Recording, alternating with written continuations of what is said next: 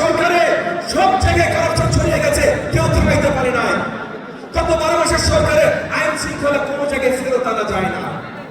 একটা কারণ আছে ভাই, আমরা নির্বাচন চাই। দেশকে জনগণকে সঠিক পথে নিয়ে যাওয়ার জন্য নির্বাচনের অন্য কোনো অল্টারনেটিভ নাই, কখনো ছিল না, আগামীতেও কখনো আসবে না। তার জন্য আমরা নির্বাচন চাই। এই ন্যারেটিভটা আপনাদের সবার কাছ থেকে শক্তভাবে আসা অত্যন্ত গুরুত্বপূর্ণ এবং একই সাথে আমার গণমাধ্যমের ভাই বোনদের আবার আবেদন জানাচ্ছি, আপনাদের কাছ থেকে আসা গুরুত্বপূর্ণ। যদিও সরকারের পক্ষ থেকে অ্যানাউন্সমেন্ট চলে এসেছে, অনেক জায়গায় অনেক শক্তি এবং মাননীয় চেয়ারম্যান মহোদয়, আপনাদের চেয়ারম্যান মহোদয় এই কথা কয়েকবার আর অনেক বক্তব্য বলেছেন, অনেক অদৃশ্য শক্তি অনেক জায়গা থেকে তাদের শক্ত প্রচেষ্টা আছে আগামী নির্বাচন যেন বাংলাদেশের জনগণ সঠিকভাবে সঠিক সময় না। এই জায়গায় আমাদের সারাক্ষণ বিচক্ষণ থাকতে হবে। আমাদের ওই যে মুক্তাদির রোমিও বলে গেলে মাঠে থাকার কথা, আমাদের মাঠে থাকতে হবে।